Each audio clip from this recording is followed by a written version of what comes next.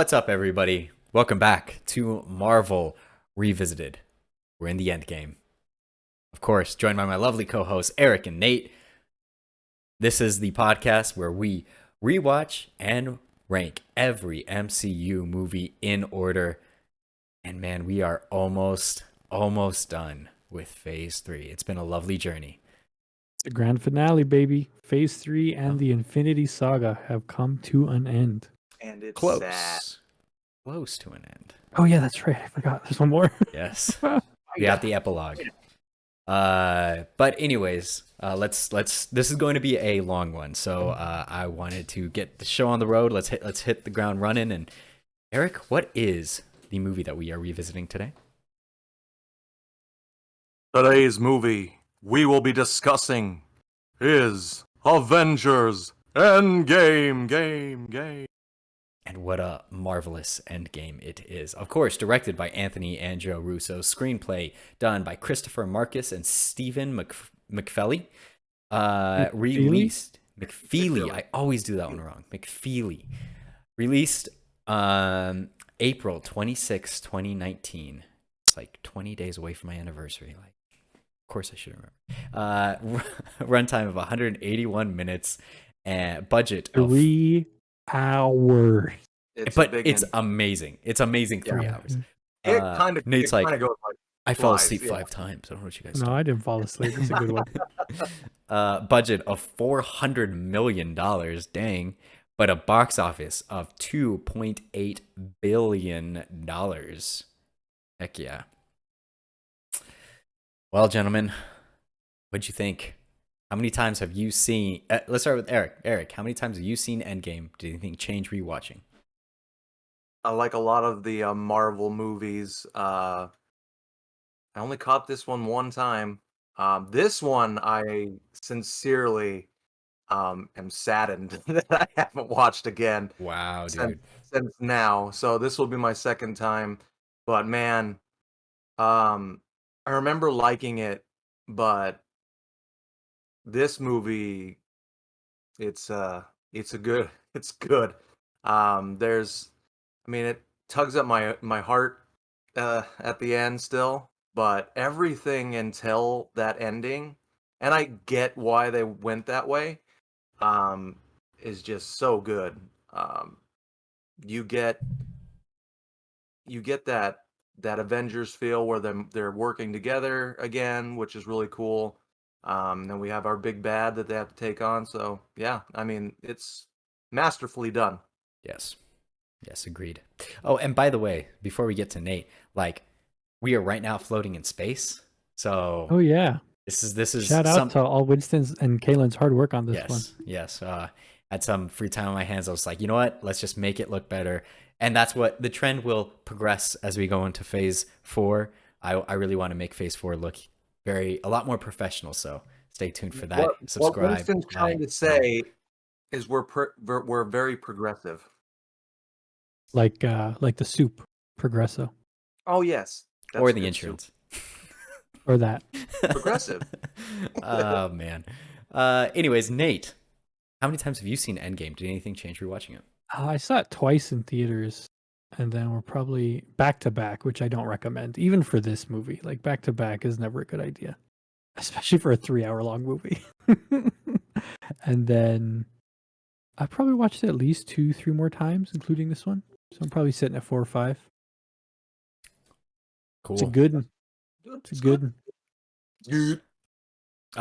Yeah, I'm probably at 5. I might be at 6 with this rewatching. This is one of my favorite Marvel movies, and I go back to this movie just because I'm not very nostalgic on most things, but I can never forget. Well, okay. Oh, You're what? not nostalgic on No, most man. things? No. Bro, you just tried to buy your dad's piece of land like not that long ago. I'm That's not very nostalgic though. Whatever. The fact is, I will never forget like the feeling and just the vibe in the theater during this movie. This was like, I don't know if any other movie will match that feeling in a theater. and it's something that I'm like, man, if I have kids, I'm gonna tell my kids about like what it was like in that theater, because like I always imagine what was it like to watch Empire for the first time. That's what I was just gonna say. I was like, well, we weren't alive. Yeah. Like, well, some of us were, but I think I was one. Wait, when Empire came out, 80 was it 88? I think it was 88. I don't know.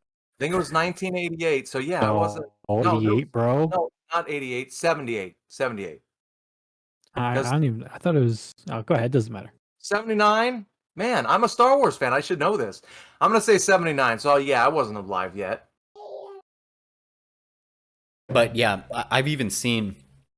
Obviously, the video wasn't great, but like some like video of somebody taking like some big old camera or something into a theater, and they actually got like the live reaction of everybody, and it's like of when Vader says, "Luke, I'm your father," and it's like that is exactly how this movie felt in theaters, just like historic, you know. And to this day, I don't think there will be another movie that ends a saga so exceptionally. It's just magnificent. I love this movie to death. But yeah, I guess we will expound on our what we like, what we didn't like, and of course, introducing marvelous facts for now. And before we get going, it's been brought to my attention that I hit a certain decibel Register. Yeah, register or something that my mic doesn't pick up facts when I say it, so it's just marvelous. It's more like marvelous fact. So I guess I'm just gonna try the announcer voice. Marvelous facts. Perfect. Yes. In the beginning of the film, Tony Stark and Nebula have been lost in space for 22 days. A nod to Avengers Endgame being the 22nd film of the MCU. Wow, that's cool. Only like 16 more till we're caught up. Something like that. With shows, right? With shows? With shows, yeah. Okay, yeah. But anyways, let's start, gentlemen, with the first list, which is always MCU importance. Where does this land? Take it away, Eric. This is really important. We get we get time travel, we get the quantum realm, we get Thanos dying, we get Thanos dying again. We get characters back. Man, this might be, I don't know, it's super up there because it has every single MCU character in it. We get clips of things that we've already experienced, like from the first Avengers movie. We actually get to see Loki again, and actually he lives, which is awesome. So, and all of our favorites, we get to see a little glimpse of the Dark World once again. Yes. And the magic that is the ether. So I don't know. What do you guys think? I think it's really high. Well, where do you rank it? What's number one right now? Infinity War. Yeah, number one. Agreed. Number one. It brings everything that we've been like has been introduced to us throughout the saga. It culminates it all into this one epic journey, and not only sets up what's coming forward, but it concludes a whole saga. It's like it's the culmination. It's the climax of the story. Infinity War is the start, but Endgame is that real climax. Yeah, I think you can sometimes get by without the beginning of a story, parts of the beginning of a story, the middle, parts of the middle, but without a proper conclusion, it's just not a story. Like your story is incomplete. You're not done. This is, I think, part of the reason why I gave Dune Part 1 some gripe, is because it has no ending. Yep. So yeah, I mean, we've seen how many stories where it's like, you don't need all the background for this main character, because you'll figure it out as we go on. Or you don't need to really take into account this major event because by the end it'll be taken care of. Yeah, with the Infinity Saga, yeah, you just need the ending for everything to be good, to be worth it. And it's like you can't watch all the MCU and not watch all the Infinity Saga and not watch the end, because then it's like, what happens? But like, even if I had to choose, like, which movie is more pivotal to the entire narrative, this one or Infinity War, it's like, I mean, it's brutal, but like you can chuck Infinity War and still like put the pieces together with this film. Yep. Something I did want to touch on, since Eric was talking about things that were like hinted at, is the dream, Tony's dream. So another marvelous fact for you. Marvelous fact. In the final battle, Thanos breaks Captain America's shield in half, fulfilling the prophecy in Avengers: Age of Ultron. Also shown in the vision is Hulk injured and unable to fight, similar to Infinity War. Black Widow dead in the same position that she dies in Endgame, and Thor appearing to be dead in the same position as when Thanos wounds him with the Stormbreaker in the final battle. Which brings up an interesting point. Is Scarlet Witch able to tell the future? What's her stone from? Is it the Mind Stone? Yes. Who knows? That mixed with just Tony's insane intelligence, predictive abilities. It's possible, I guess. I do like the detail though. It is cool, the detail that they went through. But it's like, because like it's like, well, you could take it one way where it's just like it's a nightmare and it's his worst fear, or the other way where it's like, no, this is the future. I don't know. But if that was the case, then you'd think she'd use it more often. I think it's more because like they've never really touched on at all that Wanda or Tony have any kind of future sight. True. So I think it's more they just made a cool scene and then They just wanted wanted to pull from it. Yeah. Probably. Which I'm not against, but yeah, I don't know if that really says anything other than that. Yeah. Okay, cool. So that's making Endgame the new number 1 in MCU importance. Let's hope the trend continues. Let's talk about Cap's costume. Did you guys notice? This should have been one of your marvelous facts. That the suit he is wearing to go murder Thanos at the beginning of the movie is the Winter Soldier. Is the Winter Soldier suit. I didn't realize that in Until all my other viewing? viewings until this one, because I was looking at it. I was like, oh, it looks good still, dude. That being said, personally one of my favorites. I think this new one's number 1. What do you think, Eric? Oh man, he's not rocking his beard. I know. Well, I the mean, beard. When he shaved, it was like, oh. Whichever one Cap has the beard is the coolest one. Yeah, but he doesn't have the shield when he has the beard. Yeah, that's a huge loss. That is true. You know what? They all just they all just at this point to me they just blur together. Let's go through the list, Winston. So we have Civil War at number 1, and then Winter Soldier at number 2. Personally, probably my favorite is Winter Soldier, except like not including the one from this movie. What's different about this suit then? So it's got scales. Scales, bro. Yeah, it's got scales, and like which is odd. Do you mind pulling it up real quick? You're gonna throw the whole thing out of whack, Eric. Of course I can't. No. We can't. Look it up, Eric. Look it up, Eric. Okay, continue while I look it up. It's just more textured and it's more layered, but it's not too much. Slightly muted tougher. colors. Yeah.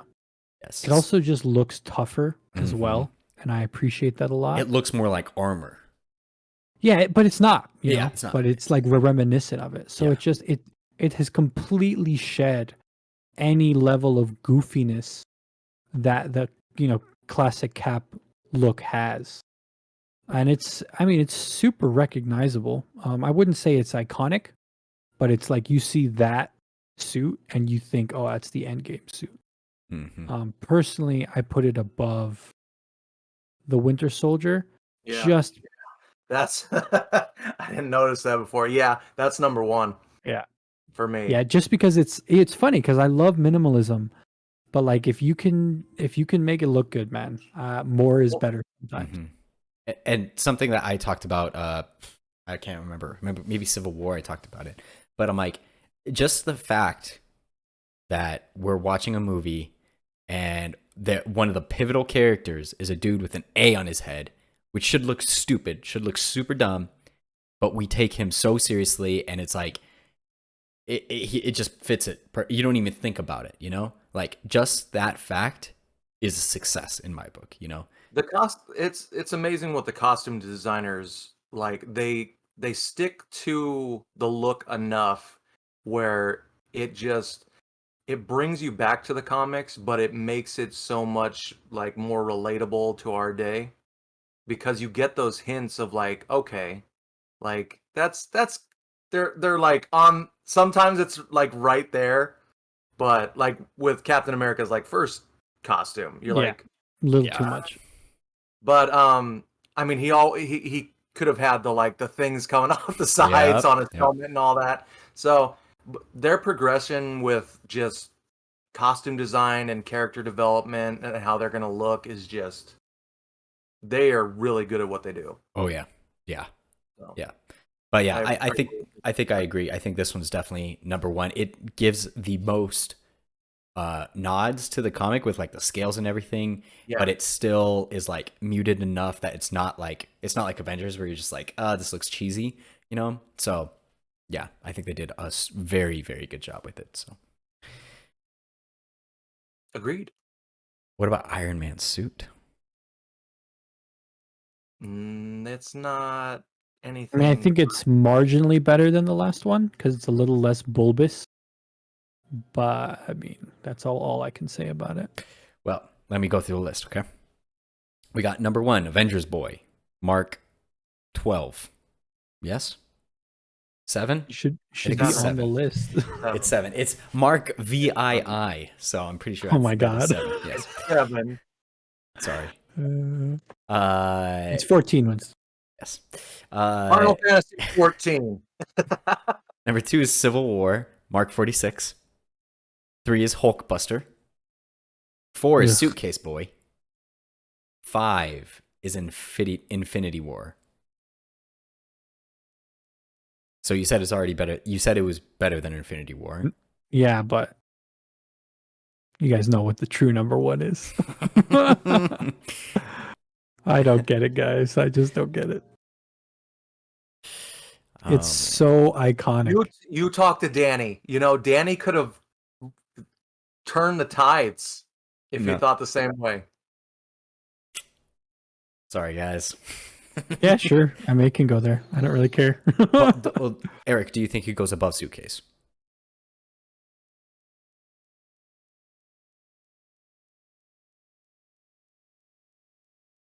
It does not. I don't think so. Suitcase is memorable. This suit isn't memorable. Yeah. It's not. It isn't. Yeah. True. Okay. So it's making it the new. He also barely wears it as well. Like he literally only wears it for the final fight. Mm-hmm. Mm-hmm.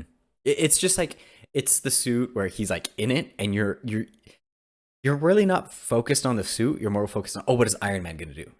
Exactly. It's enough to be like, oh, that's Iron Man, but it's not like, oh my gosh, look at his suit. Yeah, I noticed that I was like kind of wondering about is why when they went into the quantum realm, did Rhodey have his Iron Man inspired one, and he needs it to walk? Yeah, but still, he doesn't need the helmet to walk. It's also just his superpower. You know what I mean? Like he's just a dude He's a mediocre soldier. Isn't Without Iron it. Man? What are you Iron without Man's the not suit? even a soldier. Iron Man had his suit. Not the helmet, though. Also, that is a huge, in my opinion, huge criticism. Why don't they have real time suits? Why are they all pointlessly digital? Mm-hmm. Yeah. I really hate that. I really hate that. So, yeah, It's that annoys the me. official Avengers uniform at that point, except for Rhodey. Oh, he's got the colors. He's got doesn't the he? color scheme. Yeah, he does. It's All right. stupid. Yeah. I really did not like that. Anyways, making Endgame, Iron Man suit knew the new number cinco, new number 5. Can't believe the OG is not even in the top 5. You guys are insane. It's not that great, bro. It's not that Bro, great. it's the original, man. I thought the Avengers was. He means the OG Iron as Man in 1, Mark Mark 3. 3. Oh. Mark 3 is at number 8. Well, not number 9. It's in top 10. It's fine. Hey, Dude, it's... that has nothing to do with me because I wasn't a part of the first. Yeah, but you would have put Suitcase over it, right? I think we've had this conversation. No.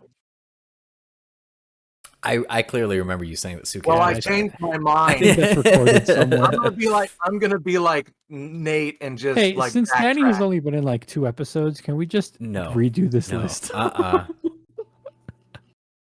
For Oh God, he's my tainted honor. this list with his. He just tainted it. I don't get you. I don't get you, Winston. Has Danny been a part of any Marvelous? No, he hasn't been in anything in Phase 2 or Phase 3. But Phase 1. Yeah, Right? Phase He 1 did what? he was. 2? 2 or 3, 2? something like that. Okay. Yeah. And I guess yeah, let's put this in there. It's technically not a suit, but why not? Another marvelous fact for you. Another marvelous fact.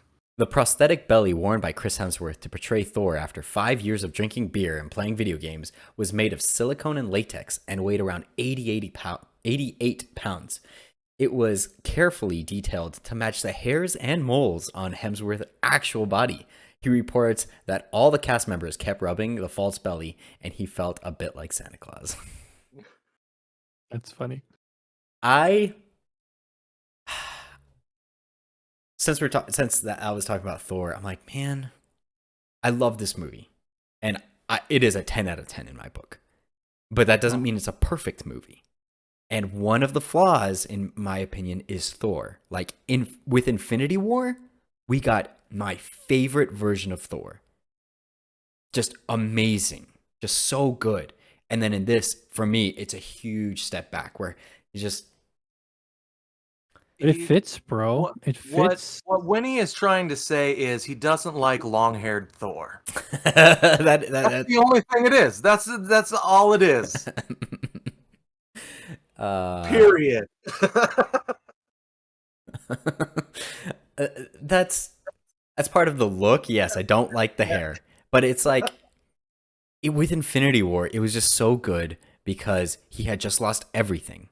And he was doing the jokes and everything like that, but it was clearly him covering up his broken heart. Like, no joke. Like, he just lost his father, his brother, his mother had already passed, but it's like he's lost everyone he loves, at that point. Asgard. And then now it's just like he Twice. kind of moved on, but not really. Like, he's saying he moved on, but didn't. He didn't move on at all. But and then also it's like you get this man who is a warrior, and then in this first half of this movie, he's like a coward. Bro, a person can only take so much, dude. I know. Like, also, I just realized this watching it this last time, but he lost half of Asgard twice.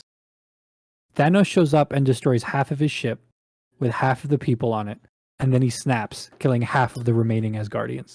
So just like that, on top of all the ones that Hela killed, which I think were mostly soldiers, there is a quarter of the Asgardians left. Just like that. On top of all the people that died that are close to him. On top of losing and bearing the weight of half of the universe is dead. And I'm sure he puts it all on himself. It's like, bro, I mean, I get it. But like, I get it. even the scene that we have at the very beginning of this movie, where he's confronting Captain Marvel and everything, and he's just like, he's coming to like, just like, I can't believe we failed and everything is pretty bleak in that first like half hour of the movie. I'm just like, man, I would have much more preferred like emo Thor than like and like fat Thor. I just but I don't think me. Thor has never been emo. Of all the Thor that we've seen, it's either like the airheaded hero or the well-meaning funny guy. Yeah. So I mean, it's in character. It also fits the lore. I mean, if you look at your God of War game, Thor's a fatty. Yep, true. It works, man, and I like it. It's real. It's real, and I respect both the filmmakers and Thor. But you did say, I quote, Nate said this, he wished that when he like the lightning struck him and his suit comes on, that he was fit again. And I'm like, I do too, because it's like, yeah, but that's Thor at the end fight. It's like, dude, I can't take you seriously. You want to beat the crap out of Thanos? That's what lightning does to you.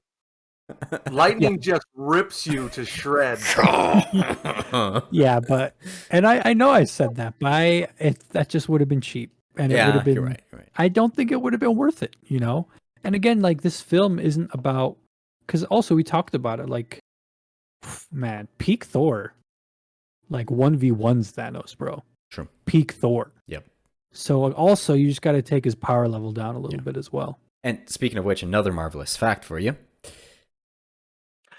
Another marvelous fact for you.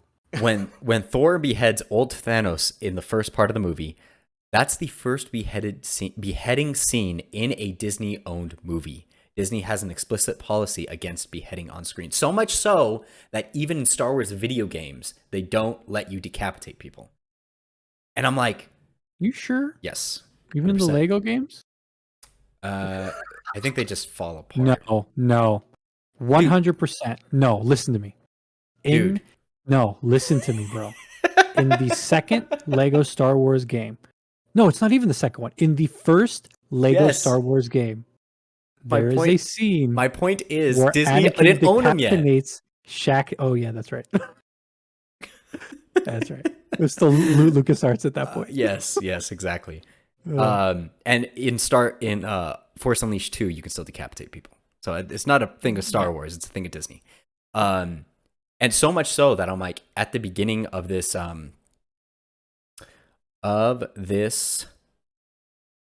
movie, I was like, I remember in the theater, I was like, whoa, this is intense. It reminded me of the Ultimates comics, I think is the run, where it's just like really bleak and like a lot more, like even when Ronan is there and he like slits a dude's throat, and it's like, whoa, this is like further than I thought any Disney would go to really set the tone. Like this is like, the lowest of the low for these people.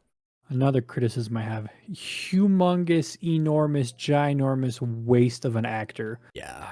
The samurai or the Yakuza guy that he kills, like that guy is a legendary martial arts actor, and they just use him for like a 1-bit scene. So stupid. That pissed me off a lot, because that guy could come back as a hero or a villain in another film. That's not the first time that they've used like huge actors for like one-off cameos, though. Yeah, but like it's different, like when we look at Matt Damon just as playing a joke, like that's clearly a joke, like I get it, but it's fine. But like this guy, I don't know, he deserved more than that. They should have gotten somebody else. That's all I'm saying. And speaking of Ronin, Clint Barton appears in Japan with the identity of Ronin in this film. This is based on the comics, where in aftermath of the Civil War event, he took up the Ronin identity during a mission to Japan with the new Avengers to save Echo, Maya Lopez, who had been the previous Ronin. I wonder if we'll ever see her. Barton has a tattoo of Ronin on his arm as a further homage. And then, when Red Skull meets Clint, he calls him Son of Edith, despite having called Thanos, Gamora, and Natasha the child of their respective father. In the comics, Harold Barton was abusive and an alcoholic. Clint and Nat's fight for the Soul Stone, requiring the death of someone you love, recalls their turbulent relationship in the comics. Nat sacrificed herself for Clint to obtain the Soul Stone, which eventually revives his family. Is the direct opposite to the Ultimates, where Black Widow is the one who kills Clint's family. So another thing where it's like the Ultimates is just like is a dark, like, yeah. Speaking of how just the beginning is a downer, bro. Like, shout out to Scarlett Johansson, dude. Just her entire performance is a masterclass, and it's such a shame to see her go. But it does wonders for the story. But yeah, dude, like her whole scene with the peanut butter and jelly sandwich and Steve is just like probably that character's best scene, acting wise, in the entire saga, and maybe her best. Yeah. Her best acting that I've ever seen from her.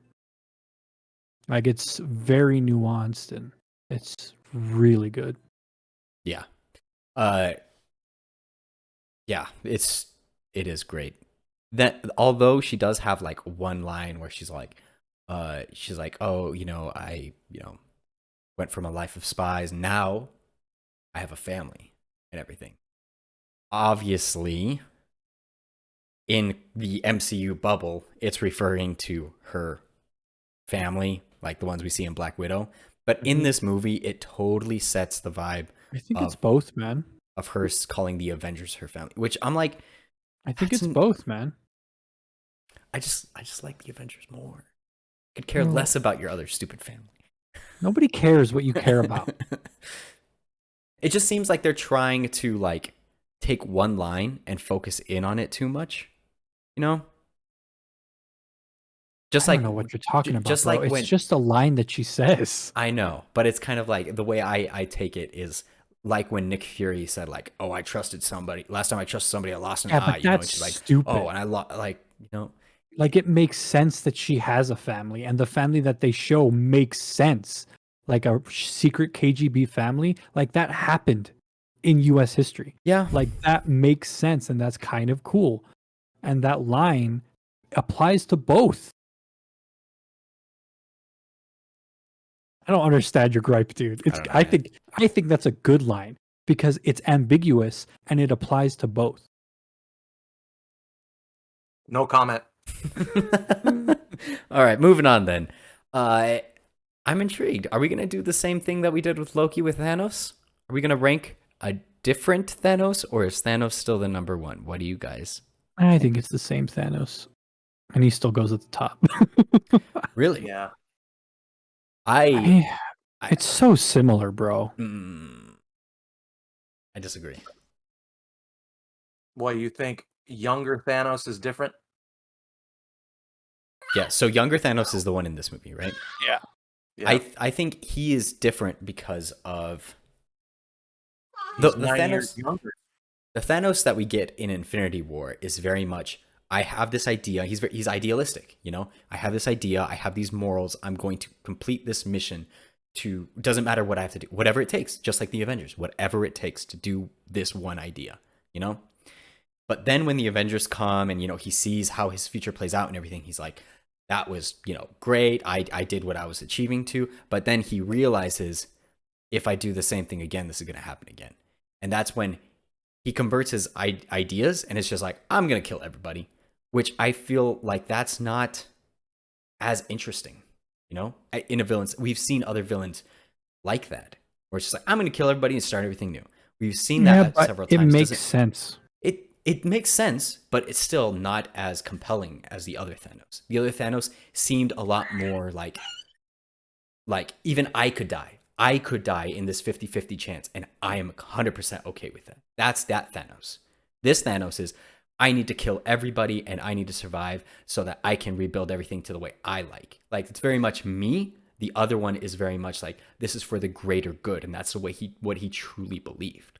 It makes me wonder, like, in those 9 years, like, what else he went through, like, to get to the Thanos. No, man, because I bet if old Thanos survived and didn't get decaffeinated and saw all this go down, he would have came to the exact same conclusion. And I disagree that he's not doing it for the greater good. I still think he's doing it for the greater good. And ultimately, like, Thanos' whole freaking idea is like really stupid if you think about it for more than 2 seconds. Like, I'm going to destroy half of all life so that there's enough resources for everybody else. It's like, or just make double the resources with the Infinity Gauntlet. So, I don't know, bro. If anything, this makes more sense than his last one. It's like, I hate how the universe works now, so I'm just going to destroy it and make it how I want it. I see what you're saying, but it's just the like, it says a lot to who he is, where it's like, I know you say that that he's still doing it for the greater good, but I just don't get that vibe from this Thanos. So in taking that into account, it's like the other one just says so much about a person when he's like, I don't care if even I die from this 50-50 chance. This is what I believe to 100%. And I stand by it no matter what, whether it's good or bad. And it's like, that's just, it makes like a villain like that like really three-dimensional in my mind, where this one, since I it's hard for me to believe that he's doing that for the greater good. Maybe it's because we just didn't get enough time or as much time with this Thanos that there was no way to really back up that new ideology. I don't think there's any more time that he needs, because it's like he got all the, and it's like, I understand what you're saying, but like, Thanos is a trash garbage evil person. Yeah. Like, he tortured 2 children and like turned them into fighting monsters. He kills people whenever it's convenient to him. Oh, yeah. He's not like Two-Face, who it's like 50-50. He kills people whenever it's convenient for him. So it's like, I think you just fell like too much in love with the Thanos in Infinity War, where you think he's so idealistic. Because like, yes, he is, but if he will do whatever he wants to make it convenient as well. You know, and it's like, they didn't show like the only hint we got of that is when he killed all the dwarves and just left the one dwarf with his fist. Mm-hmm. That's the only time they really showed, other than, you know, torturing his 2 daughters. That's the only time they showed like, no, this guy is just evil. And even when he does that, they don't talk about it at all. It's just a thing that he did. Yeah. So if anything, it's like we're seeing a truer Thanos in this film than what we saw in Infinity War. Yeah, because he's removing the evil, bro. Yeah, he's removing the like the like, oh, the, you know, God, I can't come to the words. The excuses. It's just the excuse that he has to give himself to do what he wants. That's his excuse, and now it's removing that, and it's just him being evil. I can see that too. Yeah. But I mean, at the end of the day, we're talking about what's the better villain, and like Infinity War, Thanos is the better villain. But I honestly see these movies as like the same movie, bro. Mm-hmm. And it's just like a continuation of the Thanos that we see. Because like, this Thanos is like very imposing as well, bro. I mean, we'll get into the final fight, but he puts in work, man. Oh yeah, yeah.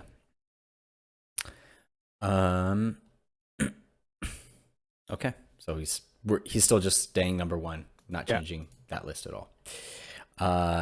But man, into the next one. The next one's so good. Robert Downey Jr. performance. Number 1. Yeah, it's got to be so number 1. This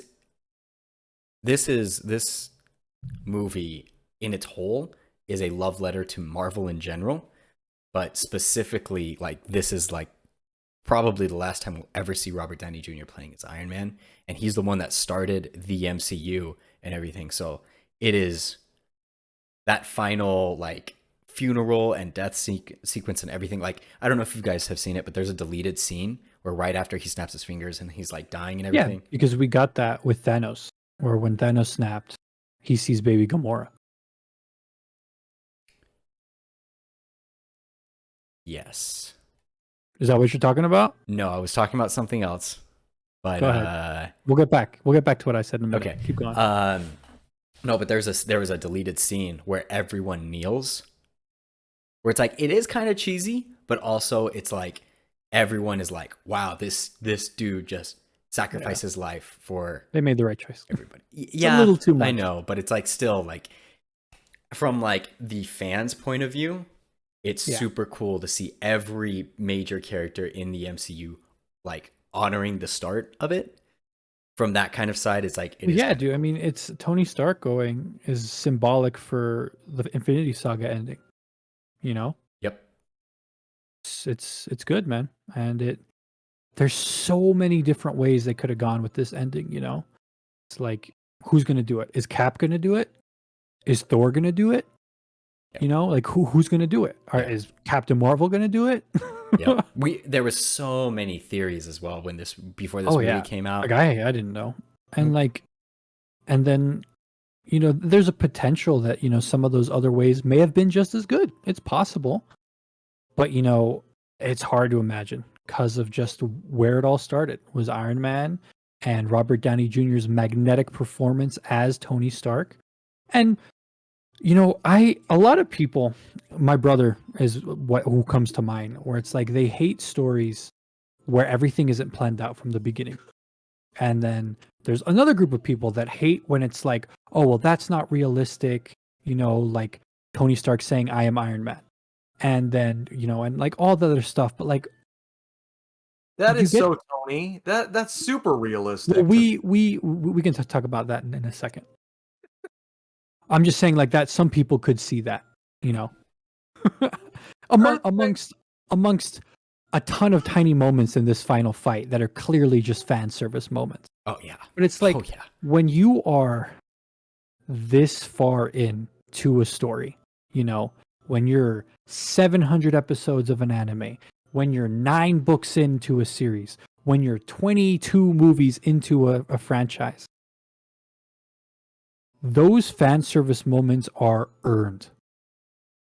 And delivering them in a satisfying manner, it just elevates the entire story. Mm-hmm. Because we've all been here, or, even if you are just starting to watch these movies now, you're still watching all these movies.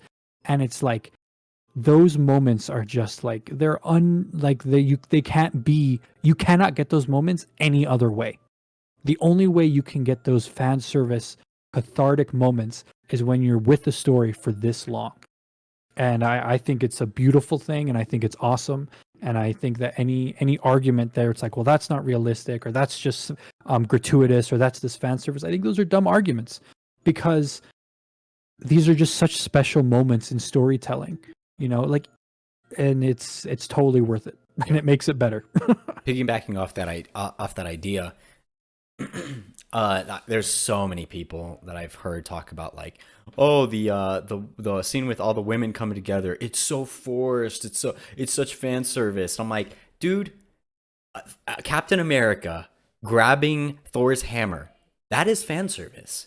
The I am Iron, that is fan service. Like, there is so much fan service in this movie. On your left, fan service. Right. Like, and then you go and gripe about the one scene with the girl, like that doesn't, like it doesn't matter, dude. Bro. It's more fan service. It's still the same.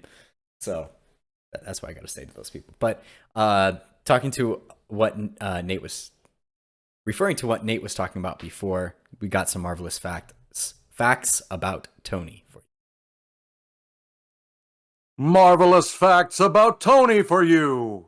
After Tony snaps his fingers at the end, a scene was filmed with him having a vision of his daughter, Morgan, now grown up, played by 13 Reasons Why star Catherine Langford. Much like Thanos' conversation with young Gamora in Infinity War, Tony and Morgan would discuss what he'd just done, and she'd forgive him, putting him at peace. The scene was ultimately scrapped because there wasn't the emotional connection with an adult version of his daughter, and the Russos dismissed it as too many ideas in an overly complicated movie. Yeah, I completely agree. Yeah, agreed. And oh, go ahead. Another one. At Tony's funeral, a teenage boy is seen standing behind Scarlet Witch and Bucky. This is Harley Keener, the boy from Iron Man 3, who let Tony use his shed when he needed to repair his Iron Man suit. The funeral scene was referred to as the most complicated schedule shot in the history of cinema. It's legitimately with everyone in attendance and no one stitch in digitally. Wow. Nice. I have a marvelous fact that I don't think you touched on. Okay, yeah, go for it. Okay, so I was reading I was just going through the other day and it came up that like when John Favreau found out that the Russos were gonna kill off Tony, Mhm. Yeah. like he called them up and he was super upset. He's like, "Are you sure you want to do this?" And like tried to talk them out of it, and they're like, "No, it makes sense for the story and all that." So I thought that was pretty sweet because I Yeah. mean they're really good friends, and I mean he got him the first movie and everything. So I mean I feel like that sometimes too. Like, why did Iron Man have to die? Because he's such a great character, but also in the other perspective, like I see why he had to go. Because I mean, most of the time you need that loss to show. You need to show the stakes. So It has to be weight. yeah. Yep. Oh, I don't even know if it's that, dude. It's just, god dang it. Well, his story arc was over, is what they said. Yeah. Like he came full circle. Mm-hmm. Yep. So You can see it, dude, from the moment you see him in the cabin. Like, this is not the same arrogant, I can take care of anything, Tony. You know? This is a balanced down to earth guy now. And it's a shame how bad things had to get. Yeah. But I like the writing in this movie, like it's so great. And like the one scene that I was like, it still gives me like chills is like he's like, "Oh, I could just throw this information, put it in a lockbox, throw it in the bottom of the lake." And she's like, "Yeah, but would you be able to rest?" It's like, "Oh my god, that's so freaking good." well, yeah. Well, he starts that like I could throw it away and Go and to we bed. could just go to bed. Yeah. And then she says, But would you be able to rest? Like, oh Yeah. my gosh, that line, man. And also, like, right when Peter comes back and he's like, "Oh, you know," he's like talking 100 miles a minute, and the first thing he does is give him a legit hug. It's like that scene still, like I was tearing up while I was "This watching. is nice." this is nice. It's Yeah. so freaking great. Yeah, but then just his death is it's just the perfect ending, you know, for Tony. Because Tony has also made a lot of mistakes. Mm-hmm. A lot of mistakes, dude. And it's not like, oh, he needs to die to atone for them, but it's like there's no dirt on his name. You know, there's no red on his ledger, there's no smudge on his lapel. Like by dying and doing what he did, it's like this leaving, like sacrificing what he sacrificed by dying. Like, you know, there is no greater hero. And I'm not saying, oh, Iron Man's the best hero of all time, but I'm just saying, like, in theory, like in practice, like there's nothing else a person can do, Mm-hmm. you know, than give their life And for their brother. and we see that in the epilogue as well. Like this is the reason why so many people are like, okay, like Iron Man was the greatest hero because he gave his life for the whole universe, like kind of thing. Like it's hefty, you know. It adds a lot of weight to the story. But we're dragging on a long time here. Like we are not even halfway through. So Robert Downey Jr. performance is number 1, correct? Yes. Yeah, it's not even close, dude. I don't know, man. I want to talk about the I am Iron Man moment, you know? Like, why does it work so well? Because in my mind, it feels so cheesy. Not that I hate it. I love it. It's the best thing ever. But why? Because in my mind, it doesn't logically make sense that he would say that in that moment. But at the same time, why does it feel so epic and so awesome when he says that? Because he is Iron Man. Well, Go ahead. that's another thing that like Tony Stark sometimes, not all the time, but sometimes when he's kind of like Peter Parker where he says jokes to like lighten, you know, the weight of the situation. I don't know if he would do it when it's like this heavy, especially when it's Thanos. No, it's not a joke, bro. But also, I think it's because it's fan service. It is because he said this Ends at the his end first movie. of the first movie, and now he's ending his final moment with the same line, and it's just also reaffirming like this is who I am. I am a hero. You know? Yeah. I think that's what it is. I think that's his way of saying, like, Thanos says, I am inevitable. I'm going to destroy everything. You can't stop this. And this is basically his version of saying, and I am Iron Man, the one that will stop you every single time. Yeah, it's just cinematic history, dude. A moment in history. It's not easy to do, dude. It's why it's why I'm so excited about the Gray Man. Because like directors and writers that can do this, that can give us this. It's like, I don't care what you're making. I'm gonna shout it out in my podcast and watch it. Did you watch it yet? I did. It's good. Solid action movie. Also, Prey. Apparently, it's Hulu's Predator movie. Have you seen it, Winston? No, I've heard a lot about it. I heard it is good. Yep. It's obviously it's a Predator movie, so there's slashing. There's predators, but it's good. So I'm probably gonna watch that at some point. All right, let's go to the CGI, and to start that off, let's do another marvelous fact. Another marvelous fact. In an interview with Wired, Marvel Entertainment's visual effects producer Jen Underdale revealed that the rat wasn't actually, as you might expect, a digital effect. It was a real, professional trained rat. Push the green button. According to Underdale, there's theories that Kang directly. Okay, go ahead, Winston. We'll talk about it after. Yeah. According to Underdale, what visual do we effects. need more? Oh yeah, go ahead. No, you're right. I forgot Visual effects supervisor. Doesn't matter. The supervisor made a bet. Say the name. They put hard work. Dan DeLiu Dan DeLiu made a bet with a line producer that they could find a trained rat to perform the sequence, and the line producer kept insisting the rat would have to be digitally reproduced. Guess who won? For those who are curious, this is not a digital rat, Underdale said. For all the things that we do and for all the things that we replace, this is actually a practical acting rat.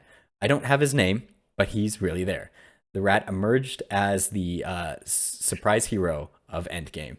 One of the director, Joe Russo, and writer Christopher Marcus even joked about on the film's commentary track as being the hero of the Infinity Saga.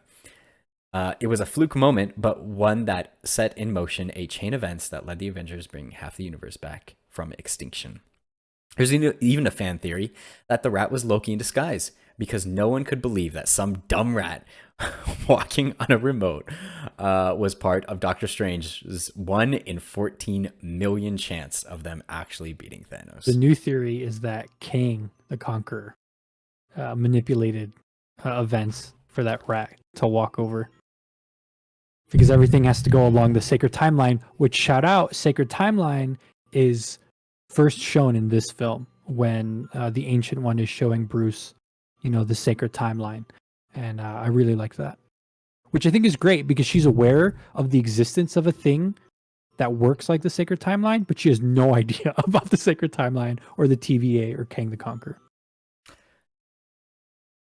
Can anyone, again, 10 out of 10. I love this movie. It's not a 10 out of 10. It is a 10 out of 10 in my book. I don't know. Anyways, I still don't understand. Can somebody explain to me what are the rules for time travel in this movie? It still doesn't make any sense to me. It's the separate universes.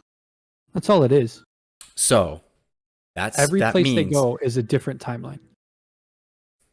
But there's the sacred timeline, so that eliminates the sacred timeline, right? Dude, they already proved in Loki that the sacred timeline is a bunch of malarkey, and it's literally only exists to stop other Kangs from coming into existence. Like, literally what happens in the sacred timeline does not, on each of the millions of sacred timelines, does not matter outside of, is Kang gonna come up? That's literally the only reason the TVA exists. Okay. But it's still just frustrating because it's like, okay, we go back and watch the whole MCU. You have to keep in mind, okay, there's a Steve out there. Steve from Endgame is back here at some point, Also, in Avengers, in the battle, you're like, okay, well, they are like right around the corner right now. No, no. This is a separate. That's a separate timeline. But it had to Steve? happen in some timeline. Yeah, in a different timeline. It's a completely different timeline, and I'll give you the several reasons why. Steve going back and living his life with Peggy, that is in the same timeline, and he's just hiding from everybody. I believe. Them going back to New York, one, not only do they mess everything up by like almost killing Tony and losing the Tesseract, amongst other things, but also when Cap fights Cap, oh yeah, that's another thing they mess up. Hydra thinks part of Hydra thinks that Cap is part of Hydra.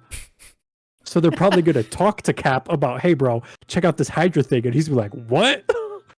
Did you ever think about that? I didn't think so they about that. totally messed up that timeline. Oh, and then on top of it, I'm almost there. And on top of that, when New York Cap fights Old Man Cap, New York Cap doesn't have any bullet wounds, doesn't have any wounds at all. He is in perfect condition, even though he gets shot in the Battle of New York. He gets wrecked in the Battle of New York. So technically, and this also explained because I was always upset, like, how is young boy Cap beating our OG legit Cap in a fight right now? The reason why, this version of Cap is just a straight better fighter. Because he literally went through the entire Battle of New York and didn't get a scratch on him. That's an amazing point. So this is a completely different timeline that they're pulling the Tesseract and the Time Stone and what's the other one? The Mind Stone from, and then bringing back. That might be actually a huge plot into Quantum Mania, because they went into the quantum realm and went out in a whole different universe. Yeah. And then found a way to go back to theirs. Yeah. Interesting. Okay. What were you going to say, Eric?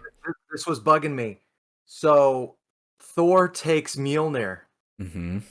So yeah, but Cap brings it back in the exact same moment.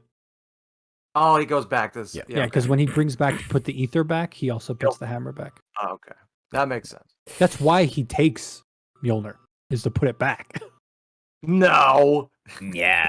That's probably also why they sent Cap to go back in time, because he's the only one other than Thor that can wield it. And Thor clearly is too fat and destroyed to take it to do the mission.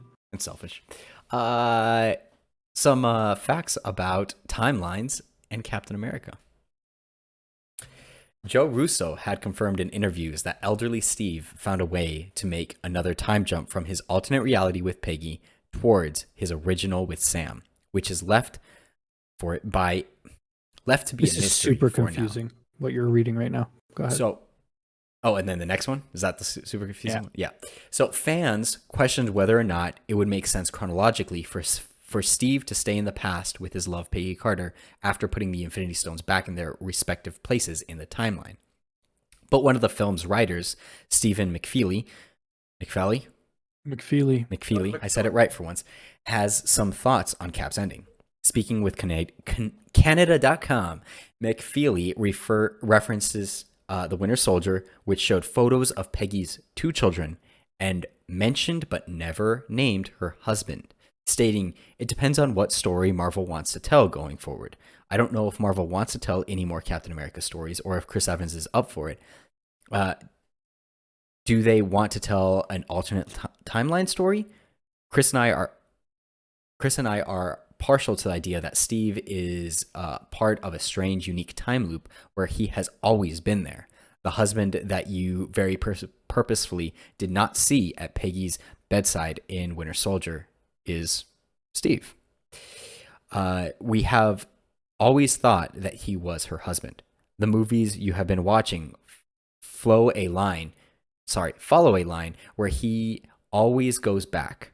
To be fair, not everyone agrees with us. I don't even know if Marvel agrees with us, but that's what we think." Yeah, and that's what I explained earlier. Exactly. Is that Steve is technically in the same timeline twice. Mm-hmm. And I saw every other timeline they went to is a completely different one that is then jacked up by them showing up.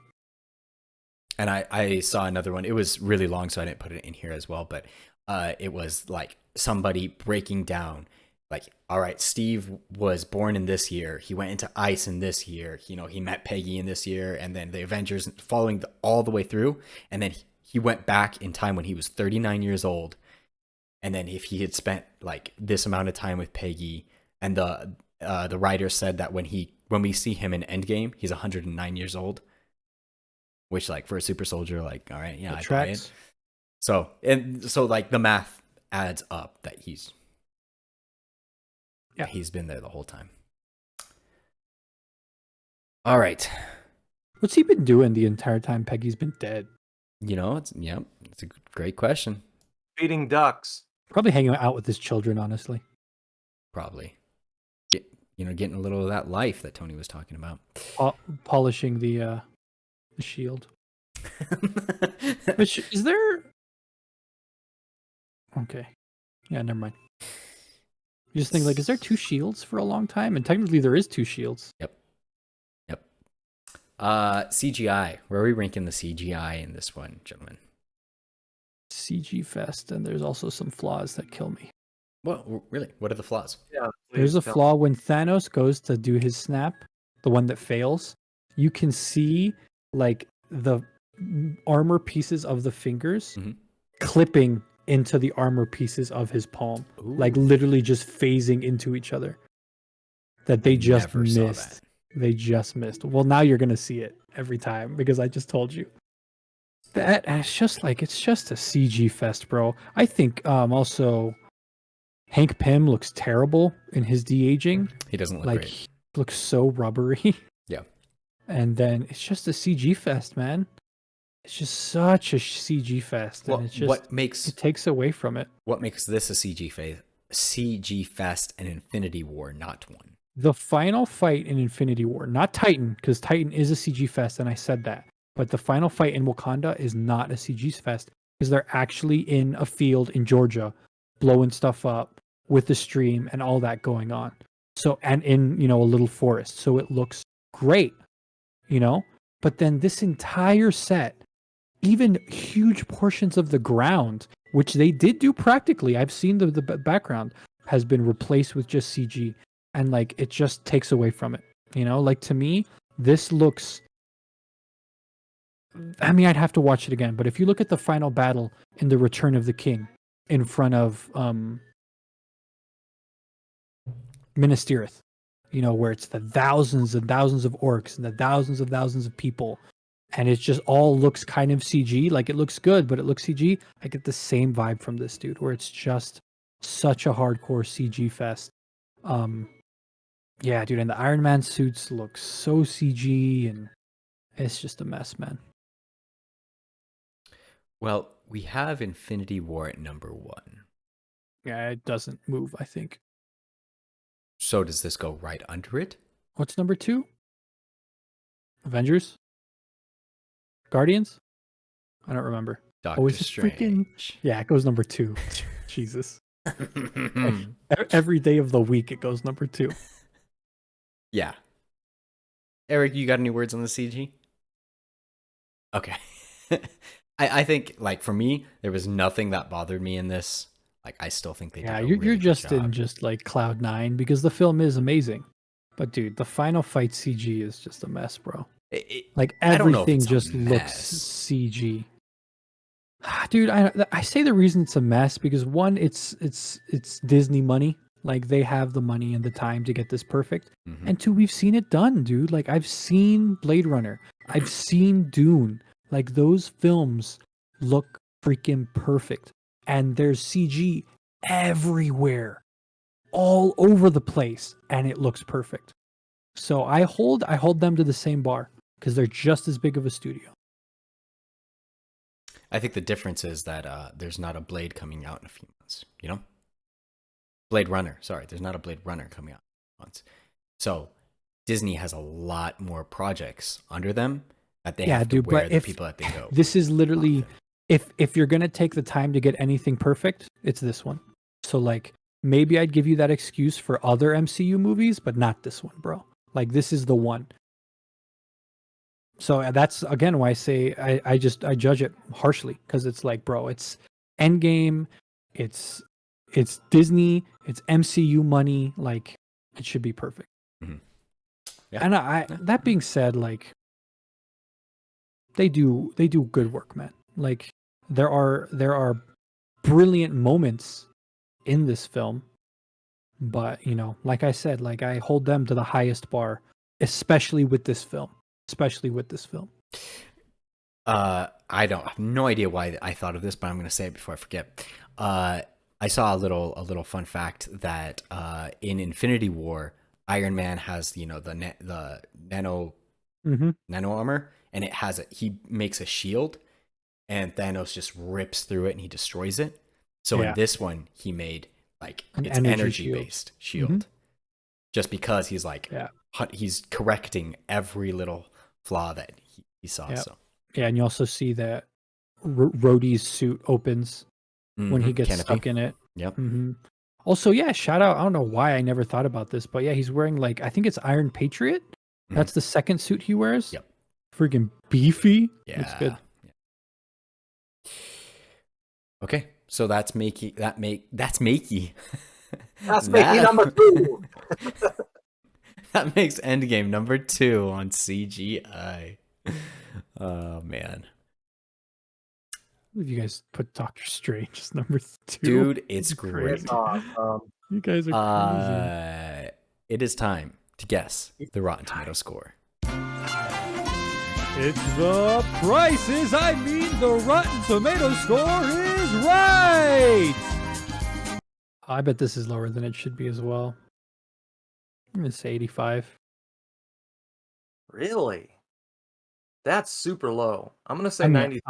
I agree. What did you say, Eric? 93. 93. Okay. Wasn't like Infinity War like 85 as well? Yeah, it was. I think it was pretty low. I'm gonna say I trust him. All right. I'm gonna give it what it should be. It should be a 95. Yeah, it should be in the 90s. I agree, but it's not. Let's see what it is. It is 94. Nice. Oh! Okay, I'm glad. That's great. I couldn't be happier to be wrong. Yeah. It's great. I don't know why Infinity War is so low, dude. I think it's because it's a bummer, bro. I think people, and it's also like it ends unhappy. Yeah. So yeah, it's a bummer. I think people just hate it. But objectively, it's a better film. Oh man. Well, I'm going to do another marvelous fact before we go into soundtrack. Another marvelous fact before soundtrack. In the Avengers, Tony tells Bruce Banner that the exposure to gamma radiation should have killed him if it wasn't for the other guy, Hulk. When Bruce asked Tony for what purpose the Hulk would have saved him, Tony said, "They will find out." Endgame gives the answer to the question, as Bruce, now fused with the Hulk, is the only one capable of using the gauntlet to bring everyone back. He even says he was always meant for this purpose before snapping his fingers. Co-director Joe Russo was asked about the injury that he sustained, the injury sustained by the Hulk when using the makeshift Iron Gauntlet to snap everyone back to life. And he said his arm,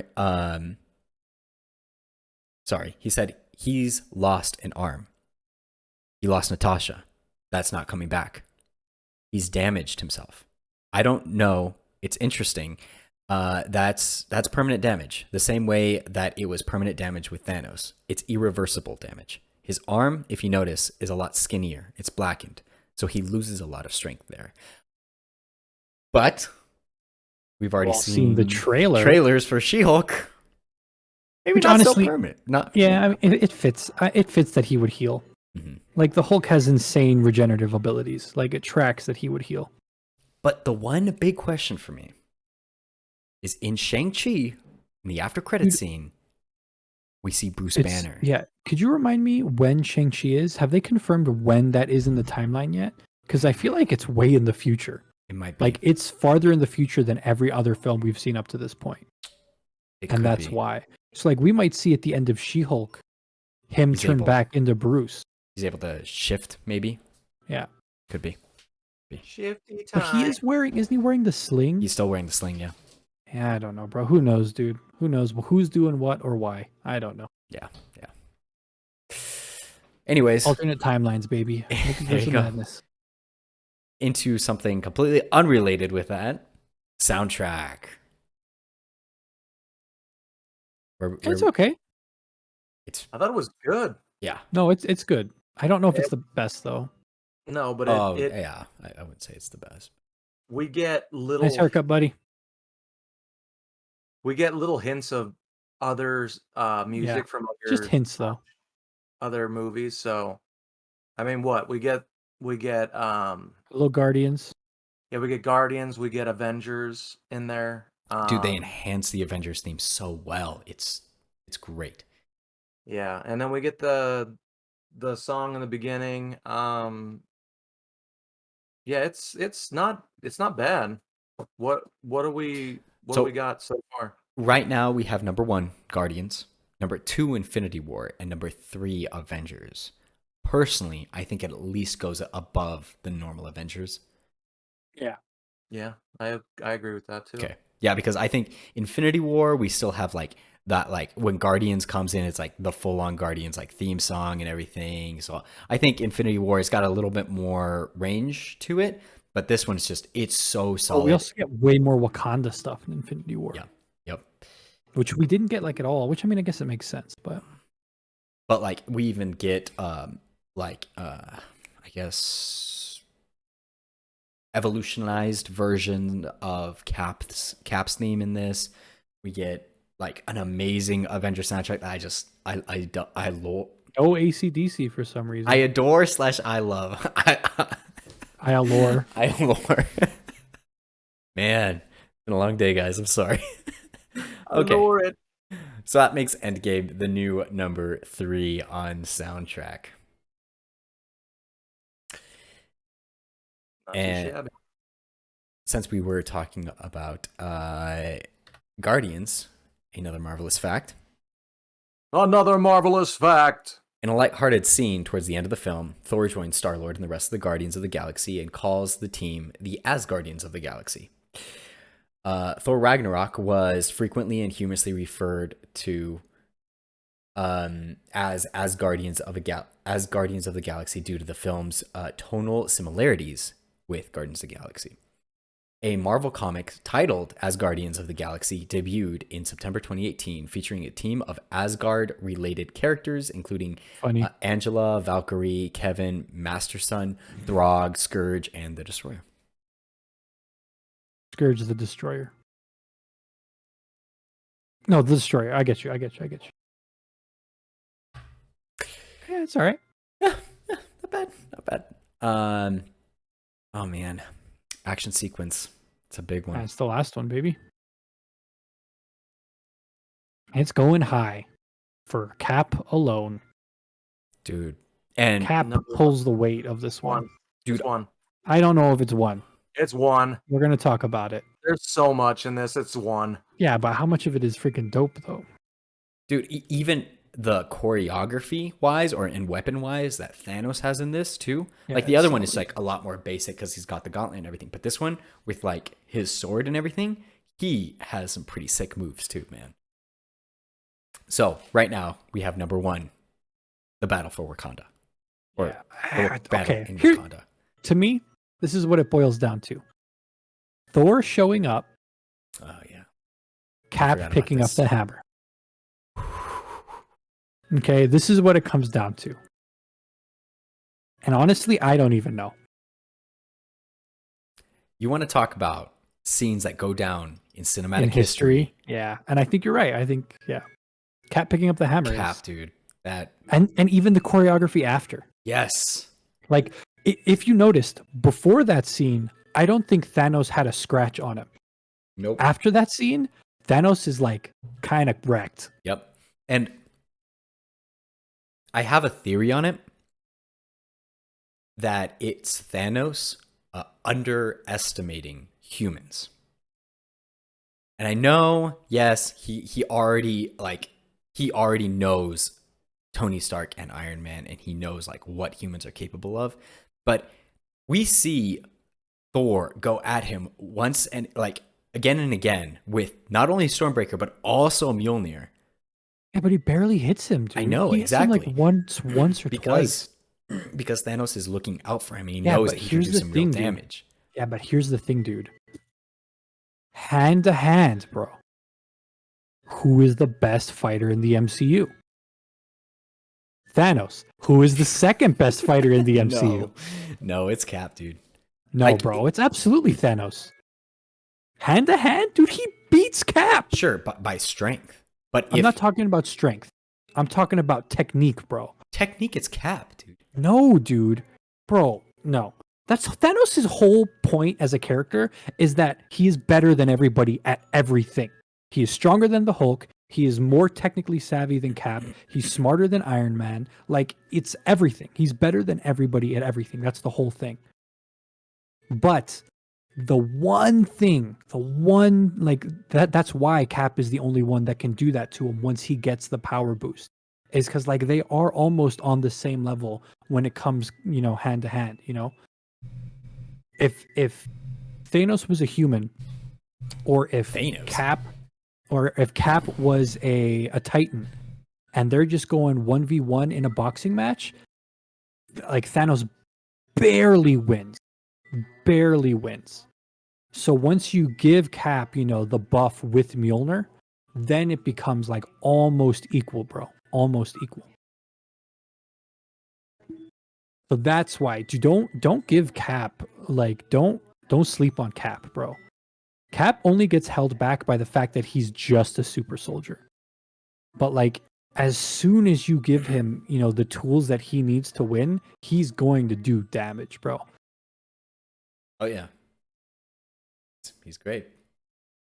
So no, yeah, he wrecked Thanos because he is almost as good as Thanos. Because Thanos wasn't playing around, bro. Like, from the get-go, he's trying to kill these guys. Yep. True that. Okay, so does that make it the new number one, Nate? What do you think, Eric? Anything to add? I think so. I think you're right, dude. Cap picking up the hammer is like. And you're right. There's a ton of other, cool little moments. We get an instant kill, engage instant kill. Like, that's a cool little moment. Another great moment is we get Captain Marvel's haircut. Super cool. I love the haircut. Dude, she sucks in this movie. She sucks, dude. Period. So far. She's okay in her movie. She's not great, but she's okay. But in this movie, she just sucks, dude. It's like, she's so freaking arrogant. And she, like, she's earned nothing. Like, she hasn't earned anything. So every time she talks, it's just annoying. But I mean, it was cool though to see, like, Thanos, like, I think headbutt her, and she's just like literally nothing. Like, I liked that. Where he had to pull the power stone out. Like, I liked that. That was cool. More was power. Smart. Eric, were you about to say something about the fight? No. Okay. I thought you were. Sorry. There's so many good. There's just so much. On your good. left. Oh yeah. Oh my gosh, dude. Freaking Ant-Man exploding out of the ground. Did the Wasp was she ever giant at any point? I can't remember. No. And that's something else I was thinking about. I was like, all right, all these people came through these portals. Like, I understand. Like, they wanted everyone to be here. Sweet. I love it. Don't think about it too hard. But when you start thinking about it, you're like, the Wasp wasn't near any of these battles. Bro. Did he set another portal open for her? Yes. Okay, then what about Valkyrie? How did she get, like, Bro, she was on. Dude, I actually wondered that. Yeah. She was on Earth, so she probably just flew over there. How did she get her freaking flying horse and her armor? Bro, and I'm pretty sure. I'm pretty sure she has that flying horse, like, in a pocket dimension, just ready to whip out at any moment. She's like, "Oh, you want to fight? I got my horse right here." Don't tempt me with a good time. Bro, she's like Asgardian. Pim particles. It's just a tiny little horse. She probably, like, rips off her clothes and her armor is just underneath, dude. I don't know. I sleep in this stuff. Come on, man. That one doesn't bother me that much. It doesn't bother me. It doesn't bother me. Why did it take them so long? Yeah. Like, what's the runtime from Snap to them showing up? I wonder. It's like 20 minutes. It's like, guys, get a move on, all right? A lot of them were just like standing there, like, and then Doctor Strange's like, "Hey, let's go. Oh, okay." They're like, I don't know where I was. What happened? Once again, Doctor Strange does nothing. He holds back the water. It's because he's too OP, man. He's too OP. He should be, Winston. He should be, but he's not. Disgusting.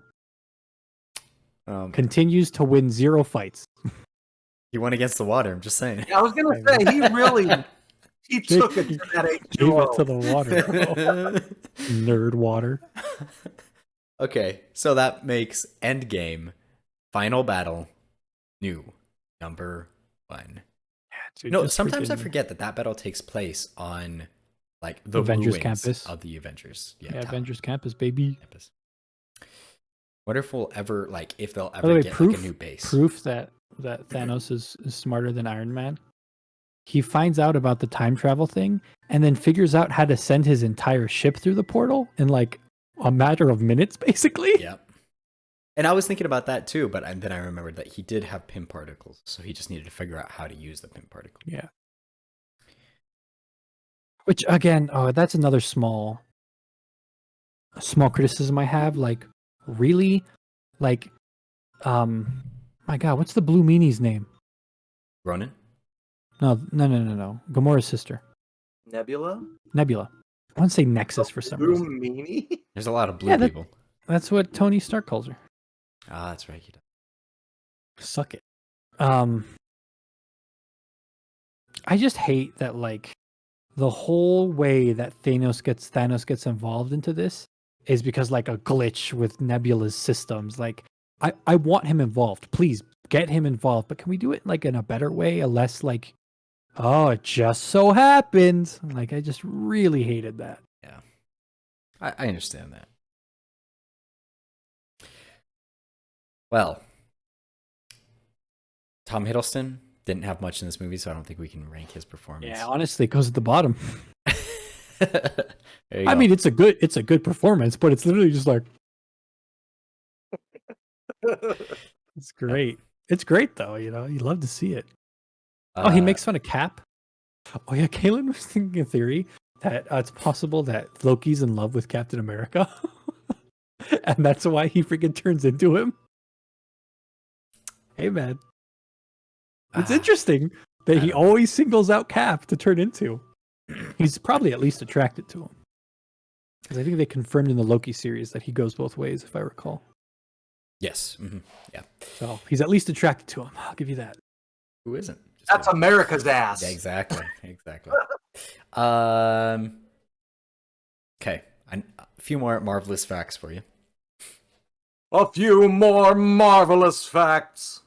Thor was supposed to confront his 2012 self, but the idea was ultimately scrapped, as revealed by director Joe and Anthony Russo.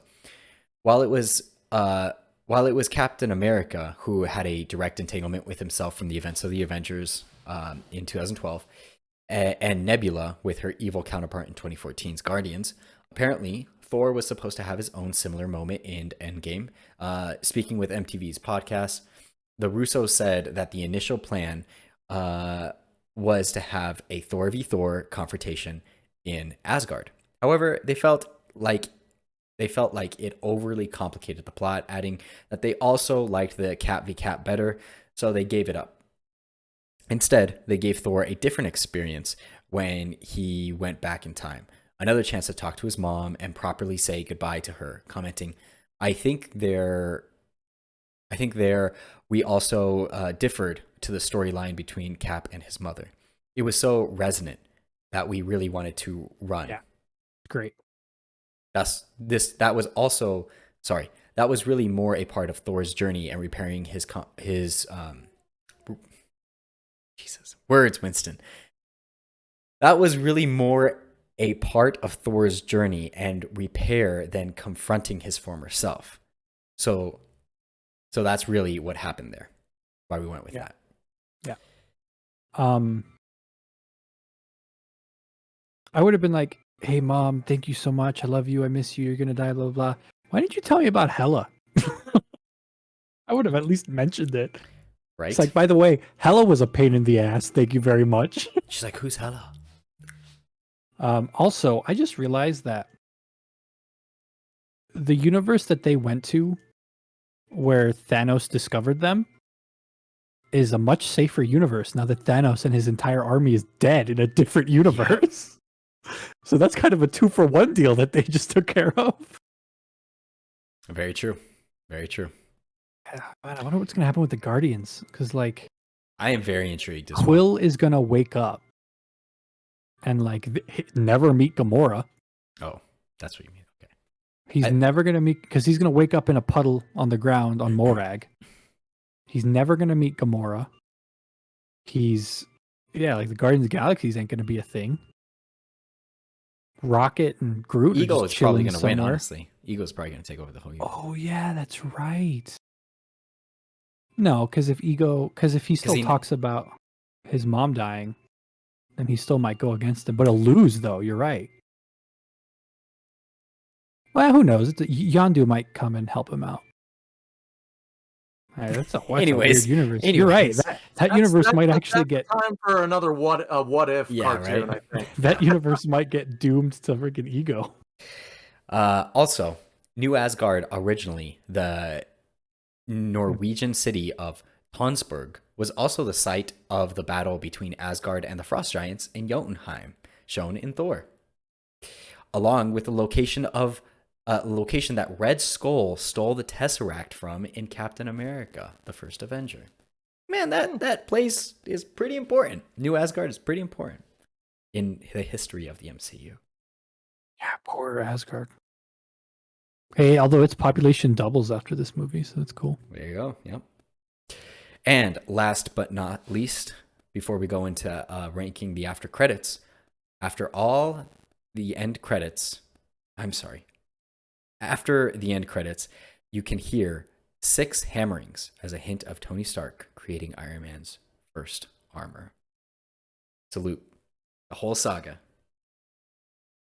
Where it started is exactly where it ended. So, speaking of which, what do we do with the after credits on this one? It gets nothing.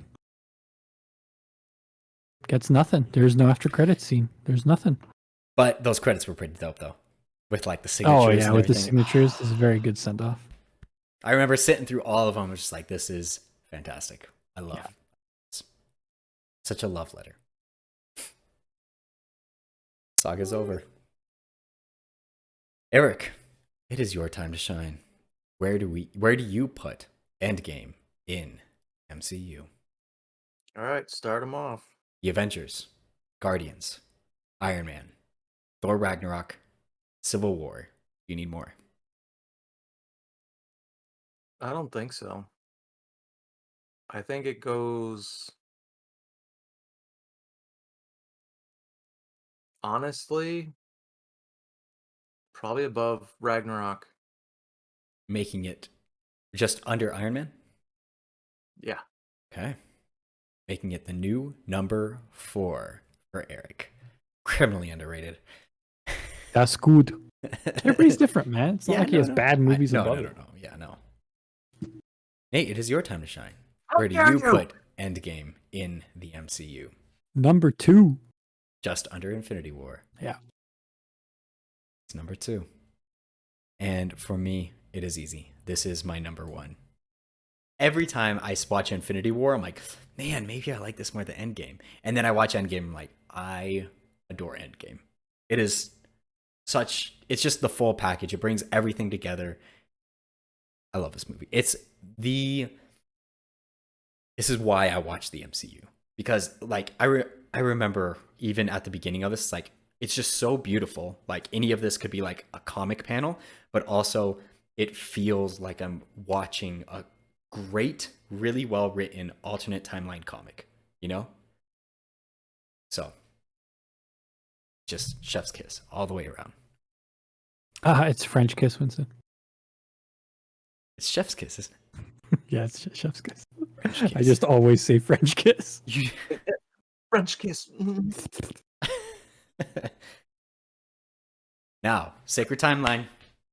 where do we rank Endgame in the MCU? The list is as follows: Infinity War, Civil War, Winter Soldier, The Avengers, Iron Man, Guardians, Black Panther, Thor Ragnarok, Homecoming, Doctor Strange, Ant-Man and the Wasp, Ant-Man, Guardians Volume 2, Age of Ultron, Captain America, Iron Man 2, Captain Marvel, Iron Man 3, Thor, and way down at the bottom, Thor Dark World and The Incredible Hulk.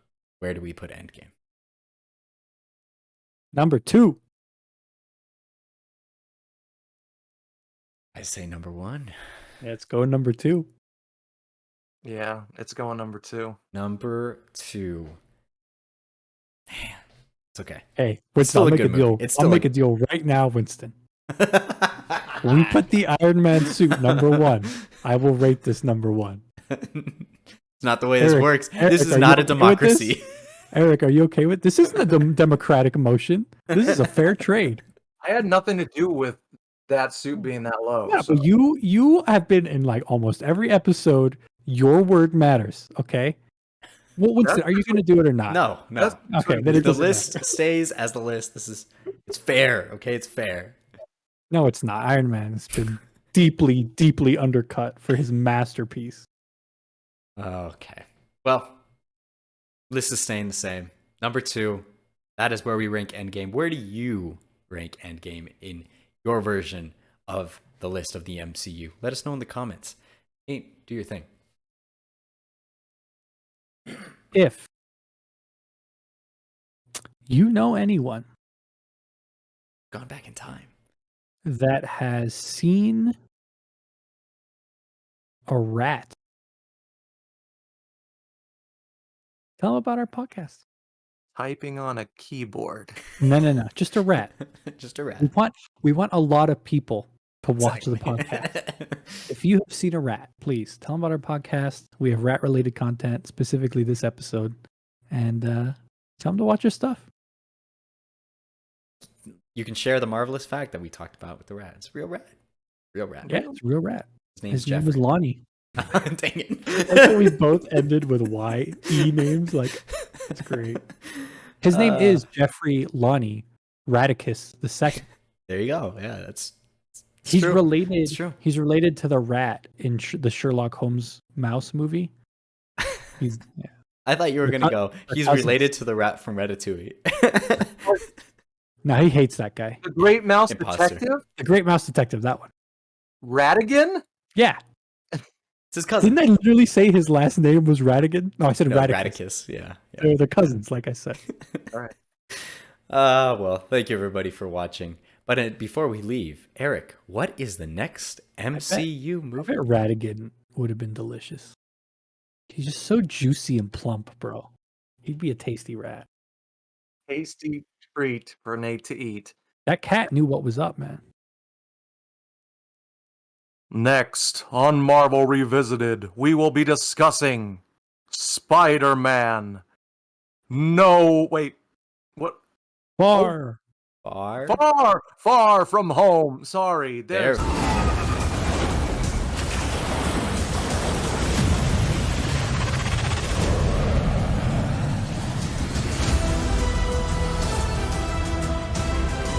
There we so go. Yeah, I know. home- It gets confusing. The home. Those like are far confusing. near from home. No Homeless. way. It's What's Up, Homie. That's the next one. Far from homie. By the way, why were Ned and Peter crying in the? I guess it's because he knew Tony died and he felt bad for him. Good point. No, Ned. For Ned, it had only been like a minute Mhm. since he'd seen Ned- him. Same with Ned- Peter. Yeah, they all got Ned snapped. snapped. His whole class conveniently got Oh, snapped. except Flash. That's right. What about MJ? Flash. I'm pretty sure Flash didn't get snapped, bro. So he's don't just an know old Flash dude. Well, He's just an old dude in high school. well, tune in next time to see the finale of Phase 3. And as we put Infinity a Saga. close to the You know Infinity what, guys? Saga. I am not ready to do Phase 4. Can we just do like Star Wars or Lord of the Rings instead? Please. We're doing Phase 4. No, I put so much work into setting up things for Phase 4. they'll be Doing it. there. They'll be there when we get back to Phase 4. It's so much. I don't want to watch them anymore. I need a break. Thanks for watching, everybody. Have a marvelous day. Bye-bye. Bye.